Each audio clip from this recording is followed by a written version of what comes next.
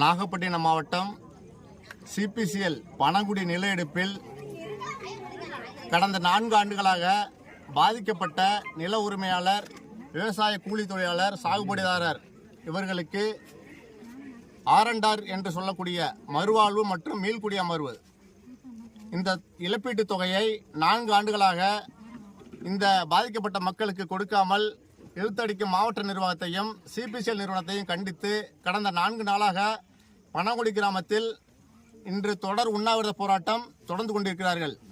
இந்த போராட்டம் எங்களுடைய கோரிக்கை நிறைவேறும் வரை, இழப்பீடு ஒவ்வொரு தனி குடும்பத்துக்கும் அவர்களுடைய தொகை அவங்க அக்கௌண்டில் செலுத்தும் வரை இந்த போராட்டம் தொடரும். அதுவரை சிபிசிஎல் நிறுவனம் எங்களுடைய விவசாய நிலத்தில் எந்த ஒரு பணிகளையும் மேற்கொள்ளக்கூடாது என்பது எங்களுடைய கோரிக்கை. இப்போ சிபிசிஎல் நிறுவனத்தை கண்டித்து 4வது நாளாக உண்ணாவிரத தொடர் உண்ணாவிரத போராட்டத்துக்கு போய்கொண்டிருக்கும் வேளையில் இன்று கோட்டாட்சியர் அவர்கள் மற்றும் வட்டாட்சியர் அவர்கள் ஒரு பேச்சுவார்த்தைக்கு வந்தனர். பேச்சுவார்த்தையில் பலதரப்பட்ட பேச்சுகளும் நடைபெற்றது.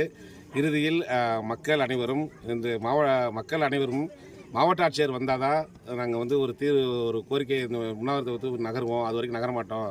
மாவட்ட ஆட்சியர் தற்போது நாகப்பட்டினம் மாவட்டத்தில் இல்லாத காரணத்தினால் கோட்டாட்சியர் என்ன சொன்னாங்கன்னா, மாவட்ட ஆட்சியர் திங்கட்கிழமை அல்லது செவ்வாய்க்கிழமைகளில் வரும்பொழுது அவங்க கேட்டு முடிவு பண்ணிக்கலாம் அப்படின்னு சொன்னாங்க.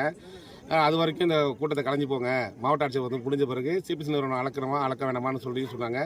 அந்த கோட்டாட்சியர் சொன்னதை நாங்கள் மக்களிடத்தை எடுத்து சென்று கோட்டாட்சியர் அறிவுறும்படி மக்களிடம் கேட்டதற்கு மக்களை ஒருமித்த கருத்தாக அனைவருமே மாவட்ட ஆட்சியர் வரும் வரை நாங்கள் இந்த போராட்டத்தை தொடர்வோம் என்று கூறியிருக்கிறார்கள். போராட்டம் தொடர்ந்து நடைபெறும்.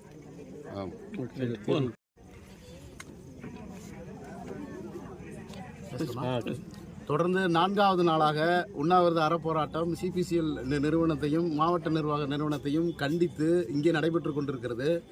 ஆரண்டார் என்று சொல்லப்படக்கூடிய மறுவாழ்வு மற்றும் மறுகுடியமர்வு பணிகளை மேற்கொள்வதில் இந்த மாவட்ட நிர்வாகம் மிகுந்த தாமதம் காட்டுகிறது. அதே நேரத்தில் சிபிசிஎல் தன்னுடைய ஆலை விரிவாக்கத்துக்கான பணிகளை தொடர்ந்து நடத்தும் முயற்சியில் இருக்கிறது.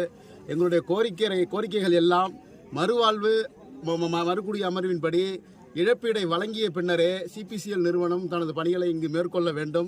அதற்காக தான் நாங்கள் தொடர்ந்து உண்ணாவிரதம் இருந்து கொண்டிருக்கிறோம். எங்களது ஒரே கோரிக்கை, தற்பொழுது மாவட்ட ஆட்சியர் ஊரில் இல்லாத காரணத்தினால் ஆர்டிஓ அவர்கள் எந்த வாக்குறுதியும் கொடுக்க முடியாது என்று சொல்லிவிட்டு சென்று விட்டார்.